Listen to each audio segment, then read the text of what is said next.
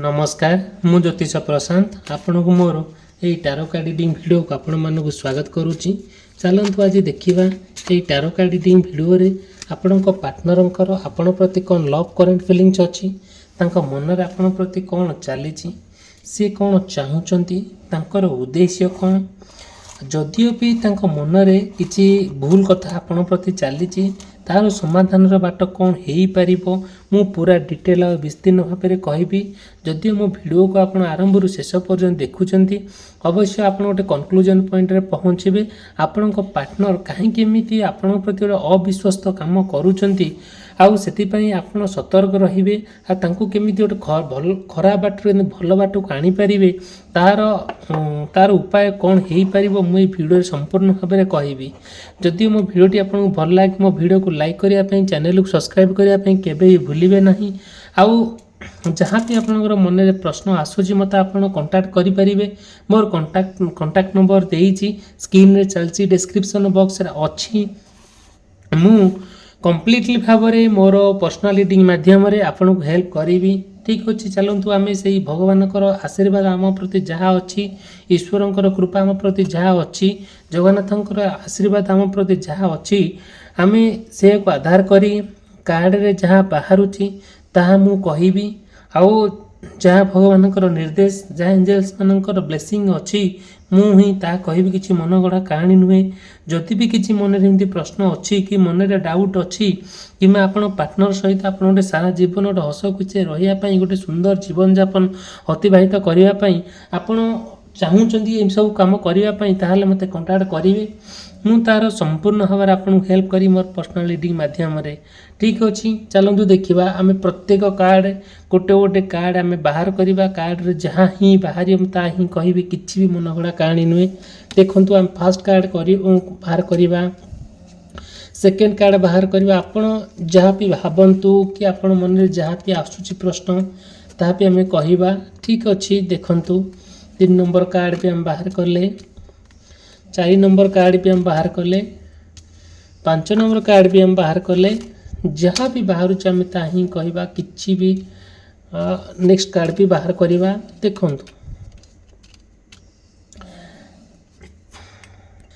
देखो जदि आपणकर कि पार्टनर मेष राशि होता है कि वृष राशि मिथुन राशि कर्कट राशि होता है ताहले बहुत गुड़े कथा आप सहित कनेक्ट हो पारे मे भी न हो पारे तथापि भी देखा कौन आम भिडियो माने ये कार्ड रे जहाँ भी बाहर ता ही कहवा टे आपण मैंने ध्यान देके शुणिबे मन में भी जहाँ प्रश्न अच्छी आप मत पचारि पारे।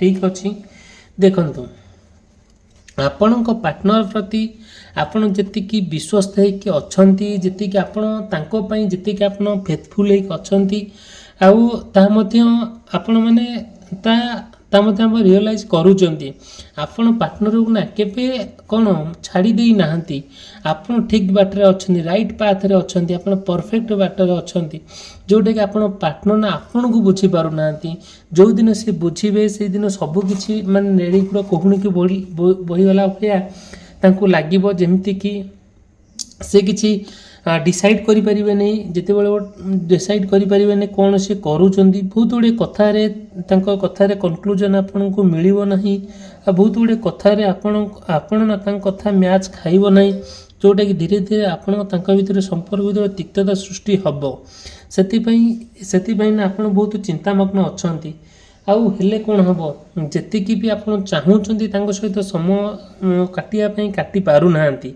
धीरे धीरे आपण पार्टनर को ना जी आप बुझाऊँ से बुझी पारु नाहंती बुझिकी अबुझा भाया होउछंती बार बार आपण को याडू साडू करी प्रश्न करूछंती जोटा कि आपन को से जिनस सुनले भल लागू नाही तांको सहित गोटे आपण चाहूँगी आपण अंतररू आपण आंतरिकता इच्छा अच्छी सहित गोटे सुंदर जीवन यापन अतिबाहित करवा गोटे माने जमी पार्टनर को आपण पाखुर पाई खुशी होती जमी बहुत निजर कर रखती जमी आपण बहुत आदर कर रखती प्रति बहुत स्नेह श्रद्धा सम्मान सहकार आपण ग्रहण कर नहीं जाती मन रे मन मिसई हाथ रे हाथ मिसई आउ हृदय हृदय मिसई आपण सारा जीवन रही आपण पूरा डिसाइड करिसंती जोटा कि ଆଉ ଚାହୁଁଛନ୍ତି କି ତାଙ୍କ ସହିତ ଗୋଟେ ଭଲ ବନ୍ଧୁତା ସୃଷ୍ଟି ହୁଏ ବୋଲି, କିନ୍ତୁ ସେମିତି କାହିଁକି ହେଉଛି ମାନେ ତା ଠିକ୍ଠାକ୍ ହେଇପାରୁନି। ଆପଣ ଯେତିକି ମନରେ ଭାବୁଛନ୍ତି ତାହା ହେଇପାରୁନି, ମନ କଥା ମନେ ରହିଯାଉଛି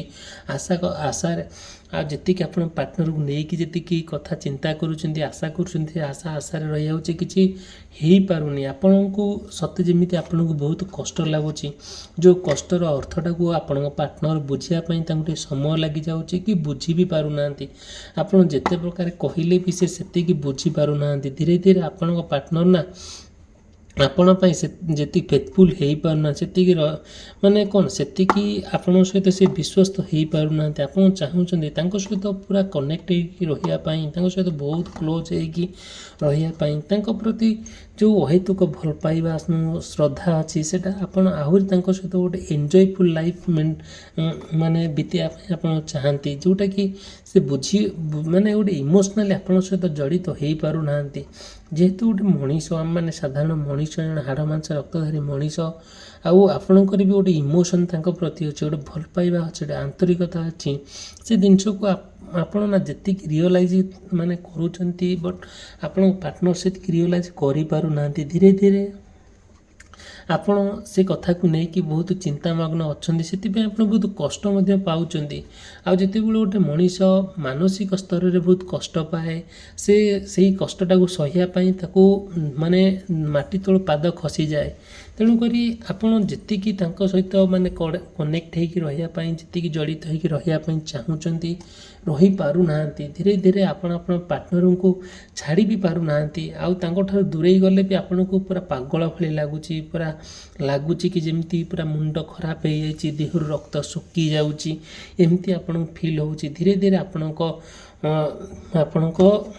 ବହୁତ କ୍ଷତିଗ୍ରସ୍ତ ହେଇଯାଉଛି। ମଣିଷ ଆପଣ ଭାବି ପାରୁନାହାନ୍ତି ଏମିତି କାହିଁକି ହେଇଯାଉଛି। ଦେଖନ୍ତୁ, ଯଦି ବି ଆପଣଙ୍କ ପାର୍ଟନରଙ୍କର କନ୍ୟା ରାଶି, ତୁଳା ରାଶି, ବିଛା ରାଶି, ଧନୁ ରାଶି, ମକର ରାଶି, କୁମ୍ଭ ରାଶି ଏବଂ ମୀନ ରାଶି ହୋଇଥାଏ, ଏଇ ବ୍ୟକ୍ତିବିଶେଷମାନଙ୍କର ତାଙ୍କର କିଛି କିଛି ଫିଲିଙ୍ଗସ୍ ଅଲଗା ଥାଏ, ଯେଉଁଟାକି ଆପଣ ଯେତିକି ଇମୋସନାଲି ତାଙ୍କ ସହିତ ଜଡ଼ିତ ହେବାକୁ ଚାହୁଁଛନ୍ତି ସେତିକି ହେଇପାରୁନାହାନ୍ତି।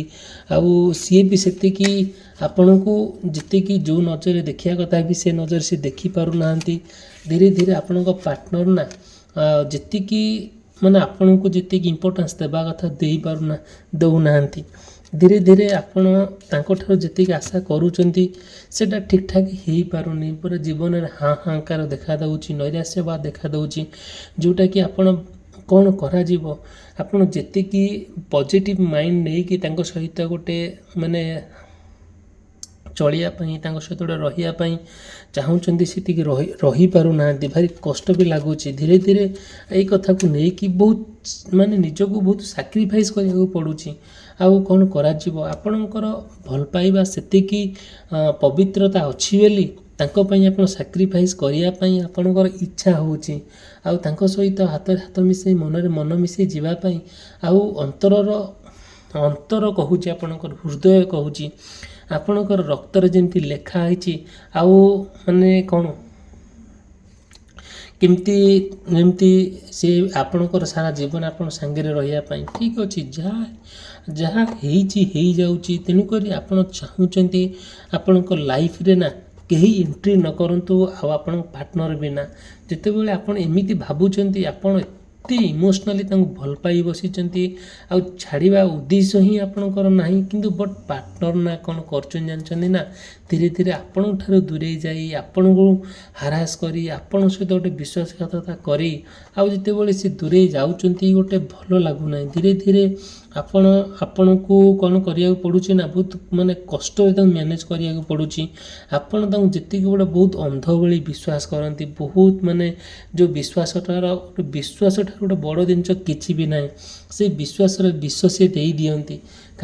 ଧୀରେ ଧୀରେ ମଣିଷ ଯେତେବେଳେ ଏମିତି ହେଇଯାଉଛି, ଏମିତି କିଛି ପ୍ରୋବ୍ଲେମ୍ ତା'ର କ୍ରିଏଟ୍ ହେଉଛି, ସେଥିପାଇଁ ନା ବହୁତ କଷ୍ଟ ଆପଣଙ୍କୁ ଫିଲ୍ କରିବାକୁ ପଡ଼ୁଛି। ଦେଖନ୍ତୁ ଧୀରେ ଧୀରେ ଆପଣଙ୍କର ମନ ଆଉ ଆନ୍ତରିକତା ଇଚ୍ଛା ଯେ ଆପଣଙ୍କ ପାର୍ଟନର ସହିତ କ'ଣ କରିବା ପାଇଁ ଜାଣିଛନ୍ତି ନା, କିଛି କିଛି ନୂଆ ଜିନିଷ ସେଲିବ୍ରେସନ୍ କରିବା ପାଇଁ ଆପଣ ପ୍ରେମର ଇଚ୍ଛାଟାକୁ ମାନେ ଭଲ ପାଇବାଟାକୁ ଗୋଟେ ଏନ୍ଜୟଫୁଲ୍ ଲାଇଫ୍ଟାକୁ ଗୋଟେ ରୋମାନ୍ସଟାକୁ ଆପଣ ସେଲିବ୍ରେସନ୍ କରିବାକୁ ଚାହାନ୍ତି।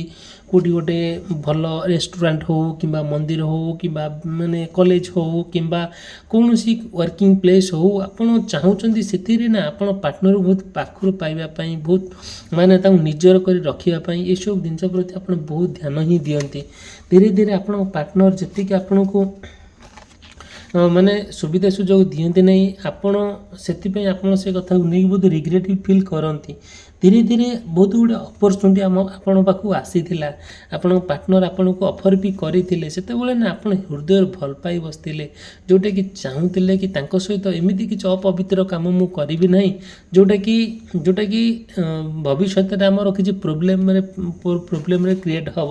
ସେଥିପାଇଁ ଆପଣ ନା ଚିନ୍ତା ବି କରିପାରୁନଥିଲେ କ'ଣ କରିଲେ ଠିକ୍ ହେଇପାରିବ, କ'ଣ ନ କଲେ କ'ଣ କରିବା ଦ୍ୱାରା ଏ ଲୋକ ନିଜର ହେଇକି ରହିବ।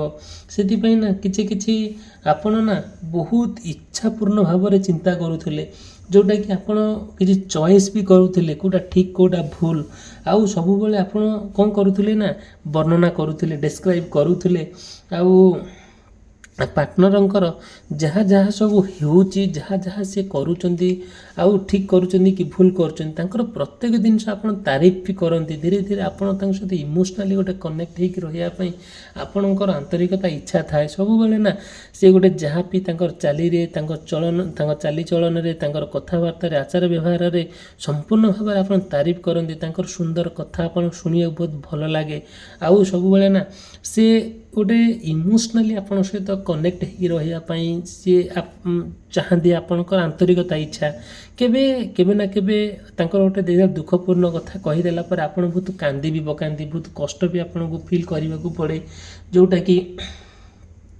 ଯେଉଁଟାକି ଯେଉଁ କଷ୍ଟରେ ନା ଆପଣଙ୍କର ଲକ୍ଷ୍ୟ ଥାଏ କି ହଁ ଏଇ କଷ୍ଟ ଯେତେବେଳେ ଆପଣଙ୍କ ପାର୍ଟନର ଆପଣଙ୍କୁ କହୁଛି କି ହଁ ଏଇଭଳିଆ କଷ୍ଟ ମୋତେ ହେଉଛି, ମୋର ଆନ୍ତରିକତା ଇଚ୍ଛା ଅଛି, ସେ କଷ୍ଟକୁ ଆପଣ ନିଜେ ରିଅଲାଇଜ୍ କରୁଛନ୍ତି। ଧୀରେ ଧୀରେ ମାନେ ଯେମିତିକି ଆପଣଙ୍କୁ ଲାଗୁଛି ସତେ ଯେମିତି କିଛି ନା କିଛି ଗୋଟେ କ'ଣ ବଡ଼ ପରିବର୍ତ୍ତନ ହେବାକୁ ଯାଉଛି ମାନେ ଲାଇଫରେ। ସେଥିପାଇଁ ନା ଆପଣ ମାନେ ସେ କଥାକୁ ବହୁତ ଭାବନ୍ତି, ବହୁତ ଓଭର ଥିଙ୍କିଂ କରନ୍ତି, ଚିନ୍ତା କରନ୍ତି ଆଉ ଭାବି ବି ପାରନ୍ତି ନାହିଁ କ'ଣ କଲେ ଠିକ୍ ହେଇପାରିବ। ଆଉ ସେଥିପାଇଁ ବହୁତ ଚିନ୍ତାମଗ୍ନ ଥାନ୍ତି ଆପଣ। ଧୀରେ ଧୀରେ ନା ଆପଣଙ୍କର ମାନେ ଯେଉଁ ସ୍ୱପ୍ନ ଦେଖିଥାନ୍ତି ଆପଣଙ୍କ ପାର୍ଟନରକୁ ନେଇକି ଯେ ଆଉ ଗୋଟେ ଲକ୍ଷ୍ୟସ୍ଥଳରେ ପହଞ୍ଚିବା, ଗୋଟେ ସୁନ୍ଦର ପ୍ଲେସ୍ରେ ପହଞ୍ଚିବା, ଗୋଟେ ଯେଉଁ ସ୍ୱପ୍ନ ଦେଖିଥିଲେ ସେ ସ୍ୱପ୍ନ କେବେ ସତ ହେବ ଆପଣ ଭାବି ବି ନଥିଲେ। ଆଉ କିନ୍ତୁ ସେ ସ୍ୱପ୍ନରେ ରହିଯାଉଛି। ତେଣୁକରି ସେଥିପାଇଁ ନା ଆପଣ ଆହୁରି ଚିନ୍ତାମଗ୍ନ ହେଇଯାଉଛନ୍ତି। କିନ୍ତୁ ଆପଣଙ୍କର ଯେଉଁ ଇଣ୍ଟ୍ୟୁସନ୍ ଅଛି, ଯେଉଁ ଅନ୍ତରର ଇଚ୍ଛା ଅଛି, ଯେଉଁ ଜାଣିବାର ଇଚ୍ଛା ଅଛି, କାହିଁକି ଏମିତି ଧୀରେ ଧୀରେ ପାର୍ଟନର ବଦଳି ଯାଉଛନ୍ତି, ଆଉ ଏମିତି କାହିଁକି ତାଙ୍କ ବିନା ମୋ ଜୀବନ କାହିଁକି ନାରଖାର ହେଇଯାଉଛି, କାହିଁକି ବହୁତ ତଳିନ୍ତଳାନ୍ତ ହେଇଯାଉଛି।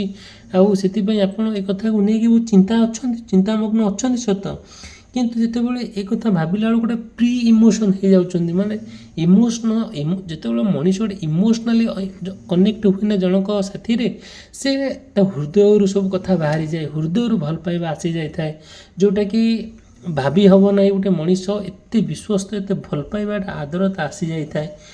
ସେଥିପାଇଁ ନା ବହୁତ ଗୁଡ଼ିଏ କଥାଟାକୁ ନା ଆପଣ ମାନେ କମ୍ପ୍ଲିଟଲି ଭାବରେ ଆପଣଙ୍କର ଯେଉଁ କଷ୍ଟଟା ଥାଏ ମାନେ ସେଟା ରିଲିଜ୍ କରିବା ପାଇଁ ଆପଣ ଟ୍ରାଏ କରନ୍ତି। ଆଉ ସବୁବେଳେ ନା ଗୋଟେ ସେ କଥାକୁ ନେଇକି, ସେ ଇମୋସନ୍କୁ ନେଇକି ବହୁତ ଡିପ୍ରେସନ୍ ଲେଭେଲକୁ ପଳାନ୍ତି।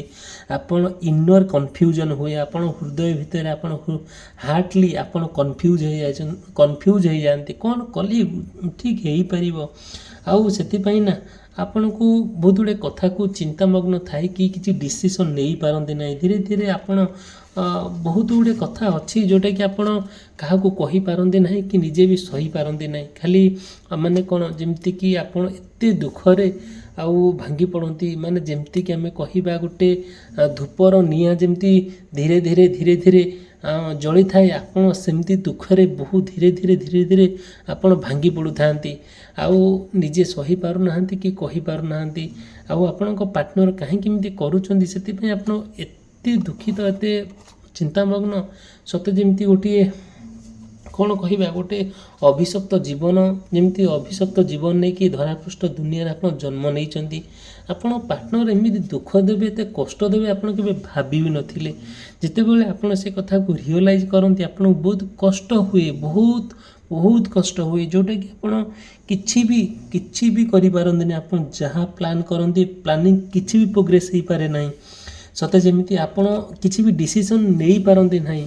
ଆଉ ଯେଉଁ ଡିସିସନ୍ ଭିତରେ ଆପଣ ରହିଯାଆନ୍ତି, ଆପଣ କିଛି ବି ଆଇଡ଼ିଆ କ୍ରିଏଟ୍ କରିପାରନ୍ତି ନାହିଁ। କାହିଁକି ନା ପୁରା ବହୁତ ଚିନ୍ତା କରନ୍ତି ଆପଣ ପାର୍ଟନରକୁ ନେଇକି, ଆଉ କିଛି ଭାବି ବି ପାରନ୍ତି ନାହିଁ। ଆପଣ ଯେତେବେଳେ ଚାହାନ୍ତି କି ଆପଣ ପାର୍ଟନର ଆପଣଙ୍କୁ ଏତେ ଦୁଃଖ ଦେଉଛନ୍ତି, ଏତେ କଷ୍ଟ ଦେଉଛନ୍ତି, ଆଉ କାହିଁକି ତାଙ୍କ ସହିତ କିଛି କଣ୍ଟାକ୍ଟ ହେଇପାରୁନି, ତାଙ୍କ ସହିତ ଯେତିକି ଚାହିଁଲେ ଖୁସିରେ ଆନନ୍ଦରେ ମିଶିବା କଥା ମିଶି ପାରୁନାହାନ୍ତି।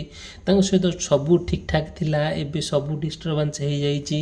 ତେଣୁକରି ଏ କଥାକୁ ନେଇକି ବହୁତ ଆହୁରି କଷ୍ଟ ପାଉଛନ୍ତି। ଦେଖନ୍ତୁ, ଯଦିଓ ବି ମୋ ଭିଡ଼ିଓ ଭଲ ଲାଗୁଛି, ମୋ ଭିଡ଼ିଓକୁ ଲାଇକ୍ କରିବା ପାଇଁ, ଚ୍ୟାନେଲକୁ ସବସ୍କ୍ରାଇବ୍ କରିବା ପାଇଁ କେବେ ବି ଭୁଲିବେ ନାହିଁ। ମନରେ ଯାହା ପ୍ରଶ୍ନ ଅଛି ମୋତେ ଆପଣ ପଚାରିବେ, ଆଉ ମୁଁ ମୋର କମ୍ପ୍ଲିଟ୍ ଭାବେ ମୋର ପର୍ସନାଲ୍ ରିଡ଼ିଂ ମାଧ୍ୟମରେ ଆପଣଙ୍କୁ ହେଲ୍ପ କରିବି। ଠିକ୍ ଅଛି, ଭିଡ଼ିଓଟି ସମାପ୍ତ କଲି, ରହିଲି। ଧନ୍ୟବାଦ, ନମସ୍କାର।